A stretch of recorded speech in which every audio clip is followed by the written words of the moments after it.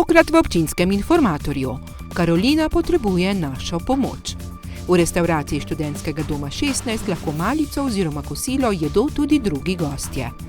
Učenci in zaposleni na podružnični osnovni šoli Ptujska Gora v občini Majšperk praznovali.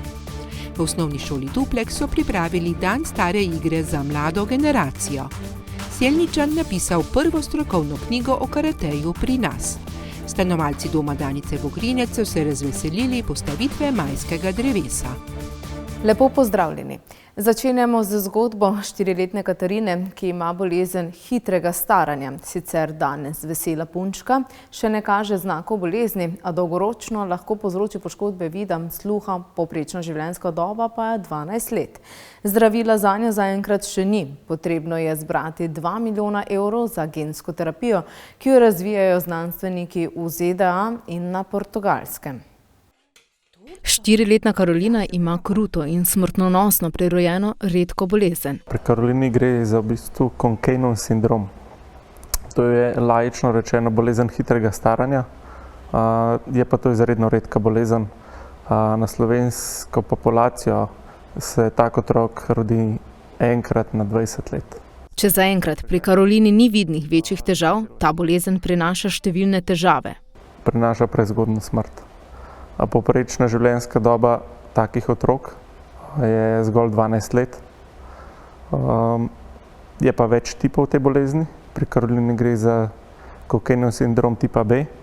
To v bistvu samo pomeni, kater gen je vpleten v to bolezen. Na dolgi rok pa prenaša tudi nekatere starostno povezane bolezni, naprimer pešanje vida, na koncu slepota, ogluši otrok, sčasoma je parkovan tudi na voziček. Žal, zaenkrat zdravila še ni. Potrebovali bi 2 milijona evra za razvoj genskega zdravljenja. Kar je pa mogoče še bolj obetavno in kar smo zdaj izvedeli od raziskovalne skupine v Minnesoti v ZDA, da mogoče obstaja celo možnost, da ne samo da zavremo simptome, ampak ker s tem odstranimo okvarjen gen, bi morda celo bila možnost, da tak človek, ki dobi tako terapijo, popolnoma ozdravi. Treba je biti še zelo aktiven, da do tja pridemo, tako da gremo s polno para naprej.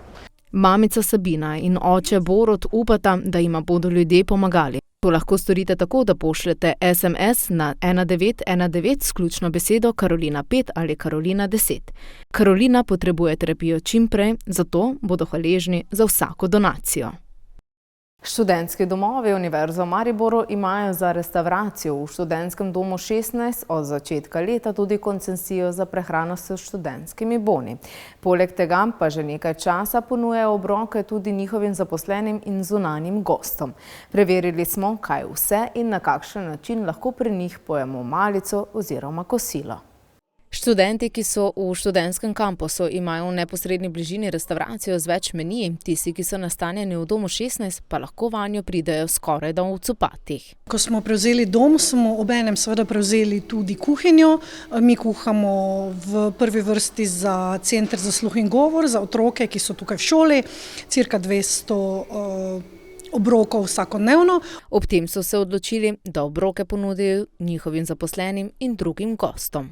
Kar pomeni, da si na naši spletni strani lahko pogledajo jedilnik, 3 menije nudimo vsak dan, eden je tudi vegetarijanski in ljudje pokličejo in si naročijo hrano. Lahko jo pojedo tukaj v naši restavraciji, lahko jo pa odnesejo tudi domov. Pri tem je zaželena lastna termoposoda. Hrano lahko dobite oziroma pri njih pojeste do 15. ure, pri tem pa boste za obrok odšteli 6,90 €. Študentje, ki jedo na študentski bon, pa 3,04 €. Naš Tomaž s svojo ekipo se res trudi, pripravlja domačo hrano, tudi štrudel spečemo, tudi jabolčne pite pečemo in to počnemo pravzaprav vse tukaj, tako da se lahko pohvalimo, da je naša hrana zdrava, dobra in pa predvsem ima priokus domačega.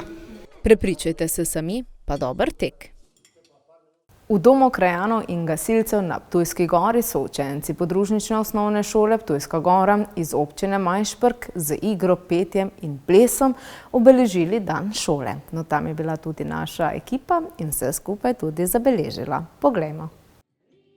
Učenci podružnice osnovne šole Ptujska Gora iz občine Majšperk so s petjem in dramsko igro ter plesom obeležili dan šole. Naša šola praznuje 123 let, odkar smo v stari naši stavbici, in zato smo mi danes naredili eno tako proslavo, ki zajema pevski zbor, dramsko skupino, kajti vsi učenci nastopajo in to moram povedati, da so zelo pridni in tisti, ki niso pri pevskem, so v dramski skupini, tako da tudi plešemo, pojemo, skratka ena taka zanimiva prireditev. Pogumen Jure je dogodek uspešno povezoval. Naše je bilo delo, da se pripravimo na nastop, imamo več kot 5-6 točk in glede, da smo majhna šola, imamo še kar veliko točk. Kaj pa si se moral ti prepraviti, kaj znaš besedilo na pamet ali kaj?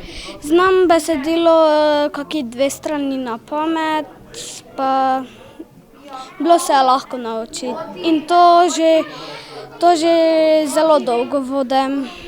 Ena izmed prednosti manjše šole je zagotovo povezanost med učenci. Smo ples povadili, smo pevski zbor, pa še eni so vadili za dramske, pa Jure, pa druga Lara so še vadili, sta vadila za povedati in za napovedanje.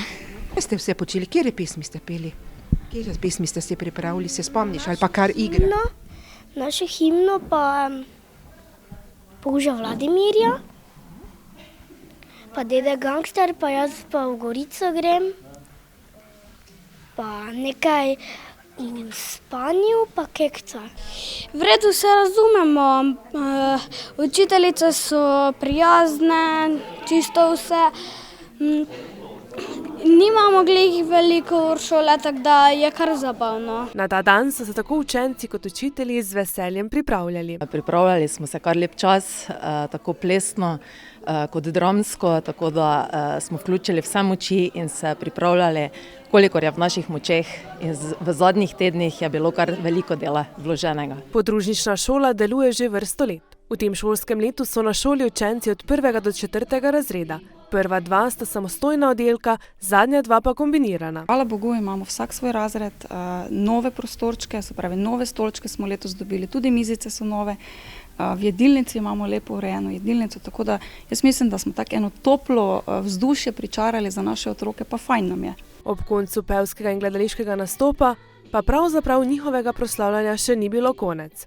Učenci so se namreč skupaj z učiteljicami odpravili v šolo, kjer so prespali v okviru nove dejavnosti. Pripravili so Noč knjige. Medgeneracijski center Danica Duplek pa je skupaj z osnovno šolo Duplek pripravil stare igre, ki so se jih naučili tudi učenci te šole. Skupaj s starejšo generacijo so učenci v večnamenski dvorani tako igrali gumitvist, šlik šlak šlok in druge igre, ki so ponekod že malo pozabljene. Poglejte, kako je bilo. V osnovni šoli Duplek so pripravili stare igre za mlado generacijo. Katere so bile najbolj všeč učencem? Ko smo se igrali, ena žaba je umrla, pa petelinčeka, pa slepe miši smo se igrali. Meni je najbolj všeč šlik šlok šlok, ker lahko tam skačem pa veliko stvari delam, ko so mi všeč. Pa je to boljše, kot pa da bi recimo sedela doma pa za računalnikom ali pa kje kaj pisala? Ja. Igraš se lahko kamen, škarje in papir, John Marion, pa ena žaba je umrla. A je to boljše, kot pa da bi doma sedel na kavču? Ja. Meni je najbolj všeč bila ona igra neke zvezdice, ko smo padali na tla in se v nekaj spremenili. In mi je res bolj ljubše, kot pa da bi doma sedel na kavču, pa še s prijatelji sem skupaj in se igramo in zabavamo. Meni je najbolj všeč igra Konjiček kdo te jaha, zato ker spreminjaš glasove in moraš ugotoviti od sošolca glas. Stare igre so pripravili v šoli skupaj z Medgeneracijskim centrom Danica Duplek in drugimi društvi. Šola je celo šolsko leto otroke učila te igre in ta pravila in jih v bistvu motivirala, da so se igrali tudi doma. To pa so igre njihovih babic, mam, očetov, dedkov in se mi zdi, da je to en vzvod, s katerim pa otroke proč od računalnikov in telefonov malo spravimo na zrak in v gibanje. Starih iger poznajo več, izbrali so take, pri katerih je lahko sodelovalo čim več učencev. Pihanje kovancev, potem igra šlik, šlak, šlok. Z gumitvistom naredimo prepreke in otroci premagajo te prepreke. Potem imamo tudi igro skakanje gumitvista, petelinček z balonom, ena stara igra OE. V stari telovadnici mečemo kamne v vedra, tesnila na lesene palice, slepe miši, metanje zvezd, tako da izbor je velik. Zagotovo je namen tudi ta, da se učenci na to doma v prostem času prav tako igrajo in pozabijo na računalnike, telefone, ki igri pa privabijo tudi starše in prijatelje. Naš glavni namen je, da se čim več gibljajo in seveda to gibanje mi poskušamo gojiti v šoli, torej tudi med samim rednim poukom.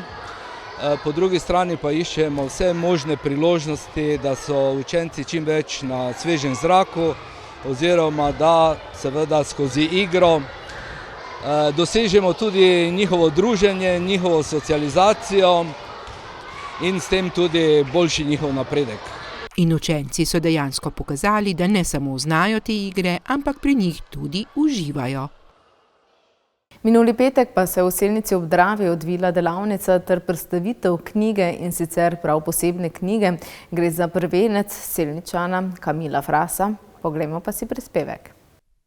Kamil Fras, karate mojster, je v samozaložništvu s pomočjo donatorjev izdal knjigo z naslovom 7 dimenzij karate blokad. Ta je nastajala kar precej časa, pravzaprav 9 let.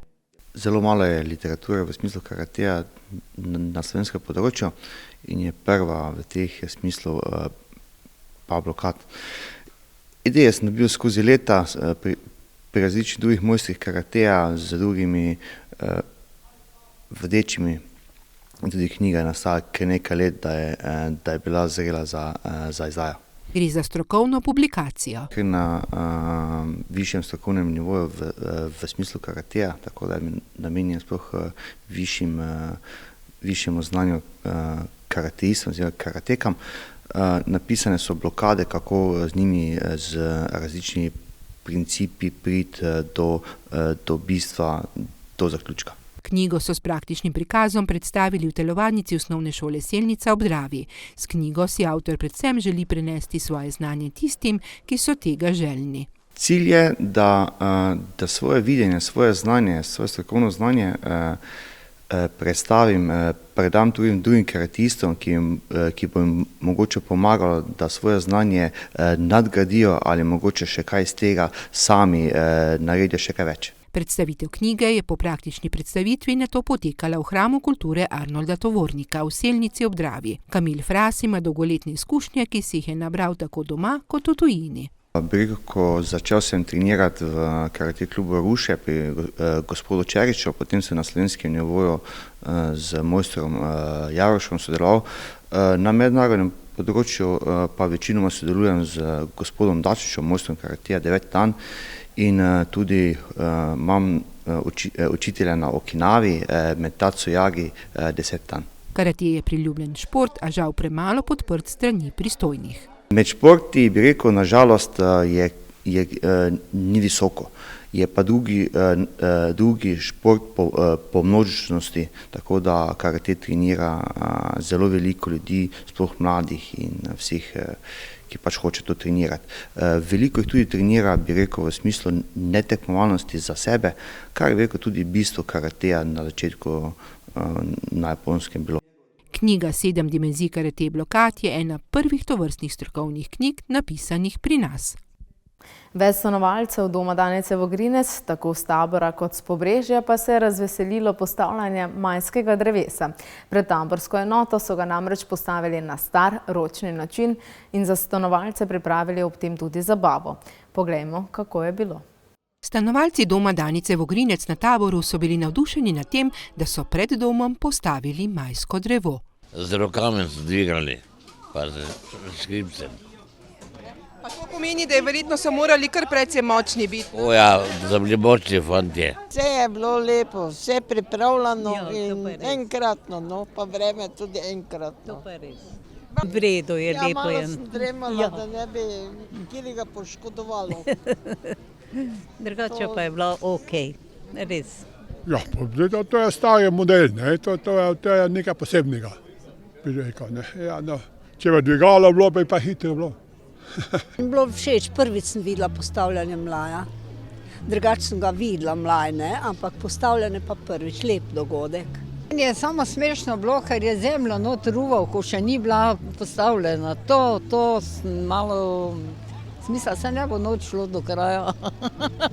Stanovalci, ki so bili iz obeh enot, tako Taborske kot iz Pobrežja, so najprej gledali postavitev majskega drevesa, nato pa je sledilo še kosilo. Začeli smo z postavljanjem mlaja in se mi zdi prav, da je kot tak dogodek, da ga obeležimo z eni malo večjo prireditvijo, za malo več stanovalci. Pridružili so se nam tudi stanovalci iz delovne enote iz Pobrežja, tako da vsi skupaj se temu dogodku veselimo. Da so dobili lepo drevo, iz katerega je nastal Majpan oziroma majsko drevo, je poskrbelo turistično društvo Radvanje. Ko je drevo smo podrli v bližnjem gozdu, seveda z dovoljenjem slovenskih gozdov, ga pripeljali na lico mesta, ker dejansko smo ga obdelali, tako da je dobil vrh, zastavo, tale venec in pripeljali gasilce, pozvali prosti gasilce, da nam pridejo pomagati to drevo tudi postaviti. Da morajo biti moški, ki postavljajo na star ročni način majsko drevo, vešči tega, pa je poudaril njihov vodja. To tudi ne glede, da že delajo vrsto let, prvo vedno poskrbimo za varnost, jim razložimo tiste osnovne, potem pa določiš vodja na vsakih, kar je bilo že povedano, mi pravimo žvaplje ali pa ti naši polci in špici, no, in potem to, če gre po komandi, če se v Boga, če ni preglasno, da ne komandirajo vsi, ne, ker jaz vedno povem tak, če bi recimo drevo bilo porezano in vlečemo štirje, vsak v svojo smer, drevo bi še vedno stalo, ne, na istem mestu, tako pa komanda, potem pa to gre se da narediti. Ne. In res jim je uspelo. Stanovalci pa so zagotovo še ves popoldan uživali pri druženju in zabavi. Toliko za danes v oddaji Občinski informator. Poglejmo pa še, kaj se te dni dogaja v naših krajih. V nedeljo 30. aprila bodo tudi v občini Majšperk postavljali majska drevesa. Kar na 3 lokacijah, in sicer ob 15. uri so ljudje vabljeni na trg Ptujske gore, kjer bodo postavljali majsko drevo z organizacijo Društva krajevne skupnosti Ptujska gora. 2 uri kasneje se pod vodstvom društva krajevne skupnosti Stoperce postavlja majsko drevo s kresovanjem v Stopercah. Športno-kulturno društvo Sestrže pa bo prvo majsko drevo postavilo na Sestržah ob 18:30. To je za danes torej vse. Spremljajte pa nas tudi na naših spletnih portalih lokalec.si in mbreport.si. Želim vam lep preostanek večera in nasvidenje.